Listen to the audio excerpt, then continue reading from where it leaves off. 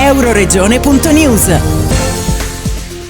Le note musicali di Verdi, Mahler, Mozart, Strauss, Tchaikovsky, Lehar, irradiate in luoghi iconici della città di Trieste dai maestri della Wiener Symphoniker diretti da Petr Popelka, hanno animato la primavera da Vienna, bella iniziativa dedicata alla città di Trieste, evento che ha visto la partecipazione dell'ambasciatore d'Austria a Roma Martin Eichinger, il console generale a Milano Wolfgang Lukas Strohmeier, accompagnati dal console onorario a Trieste per il Friuli Venezia Giulia Sabrina Strolego. Occasione propizia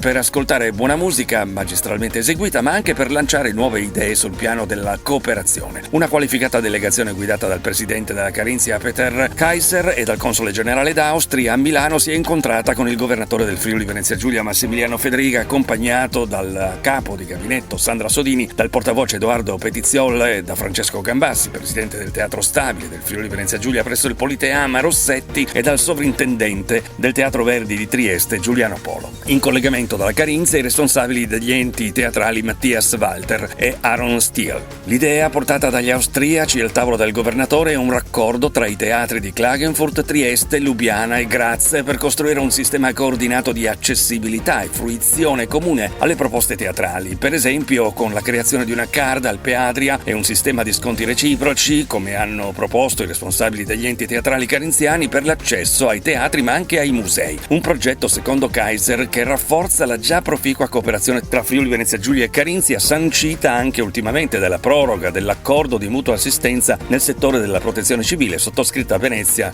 nella 26esima assemblea del gruppo di cooperazione territoriale Euregio tra Carinzia, Friuli Venezia Giulia e Veneto. Una strada interessante e condivisibile, ha detto Massimiliano Fedriga, nel sollecitare un immediato tavolo tecnico, inizialmente ristretto a Carinzia e Friuli Venezia Giulia, che ponga le basi di un accordo da poter poi estendere a Stiria e Slovenia, tenendo conto delle esigenze di ciascuno. Inizieremo subito con un tavolo tecnico per apportare un accordo tra i teatri della Carinzia e del Friuli Venezia Giulia e ampliandolo in prospettiva anche a quelli della Stiria e della Slovenia per fare delle attività condivise. Nel corso della riunione il presidente Kaiser ha sottolineato l'importanza della prossima riapertura del passo di Monte Croce Carnico dopo gli interventi congiunti di ripristino della strada interrotta da molti mesi a causa di una grande frana. Fedriga ha aggiunto che il buon risultato ottenuto dovrà però essere seguito da un impegno comune per stabilizzare con nuovi interventi una situazione che, al di là delle misure di protezione messa in atto, rimane sostanzialmente fragile e soggetta alla possibilità di nuovi problemi. Entrambi i presidenti hanno condiviso sul fatto che la soluzione più praticabile sia in futuro la realizzazione di una variante di vertice o di una galleria più alta rispetto ad una galleria di base che è da escludersi. Altro tema importante accennato ha riguardato il peso sia per la Carinzia che per il Friuli Venezia Giulia del corridoio Adriatico-Baltico nei trasporti, tanto più che è in fase di completamento la galleria del Coral tra Carinzia e Stiria. Importanti sono le agevolazioni doganali di questo corridoio trasportistico che le due regioni stanno progettando, un obiettivo di interesse strategico che verrà sottoposto in via prioritaria, ha detto Fedriga, al nuovo presidente del porto di Trieste. Abbiamo parlato appunto di Passo Monte Croce con i lavori completati che verranno inaugurati nei prossimi giorni, un lavoro importantissimo su un frangente e sul monte molto complicato. Finalmente riparte i collegamenti, ma dobbiamo ragionare anche per il futuro insieme alla Carinzia.